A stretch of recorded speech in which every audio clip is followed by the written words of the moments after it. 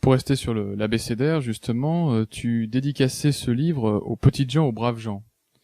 Et moi, je voulais savoir si tu rejoignais malgré tout une critique de ces petites gens, comme pouvait le faire un Céline dans Mort à crédit, qui est quand même un livre d'un pauvre sur les pauvres, qui est assez cruel, montrant la vilainie, la bassesse qu'il peut y avoir aussi chez ces gens-là. Est-ce que tu as aussi ce volet critique, on va dire? C'est un sujet très intéressant. D'abord, on voit que l'idéalisation des petites gens vient toujours de la bourgeoisie. C'est notamment toute l'histoire du marxisme où des bourgeois juifs idéalisent du prolétaire goy. Hein. Ils en ont jamais vu, ils en ont jamais rencontré, et ils leur mettent dans les bras une espèce de mission prophétique historique qui les intéresse pas, les types. Donc ça, Céline l'a compris très vite. Il y a une raison pour laquelle je défends les petites gens et les braves gens, c'est que c'est eux qui font le boulot. Et c'est ça leur morale. C'est pas qu'ils sont bien, géniaux, mieux que les autres, c'est qu'ils portent le monde sur leur dos, ils assument ce que j'appelle le principe de réalité. C'est-à-dire qu'ils bossent. Le facteur livre le courrier, le laitier amène le lait, et que ces gens-là servent à quelqu'un. Moi, j'ai un respect infini pour les mécaniciens automobiles et motocyclistes. Les mecs qui réparent ma moto. Moi, je ne sais pas réparer une moto. Et quand je suis face à un jeune qui, lui, pense que je suis 100 fois supérieur à lui intellectuellement, ce qui est vrai sur le terrain du concept, mais lui, il sait comment marche de A à Z un moteur à explosion. Le génie humain, c'est infiniment complexe de maîtriser la totalité du fonctionnement d'un moteur à explosion. Moi, je comprends en gros comment ça marche, mais je suis pas capable de réparer une moto.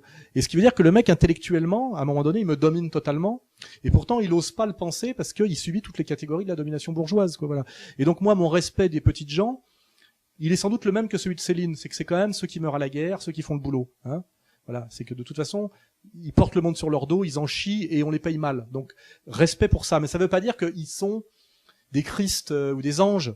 Et c'est ça tout le côté insupportable de la gauche bourgeoise qui idéalise le prolo, puis après d'ailleurs le hait parce que l'ayant idéalisé, elle est déçue. C'est toute l'histoire des gauchistes établis en 68 qui ont rêvé de la révolution prolétarienne parce qu'ils voulaient un spectacle où ils voulaient faire chier leur père, où ils voulaient sortir de l'ennui mauriacien de la bourgeoisie. Ils sont allés voir les ouvriers les ont envoyés chier. Parce que les ouvriers avaient d'autres problèmes. Et du coup, après, ils sont passés dans la haine de l'ouvrier. Et cette haine 68arde de l'ouvrier qui vient des connards installés et de la manière dont Jean-Paul Sartre a été reçu, ce qui est très normal quand il est allé à Boulogne-Billancourt.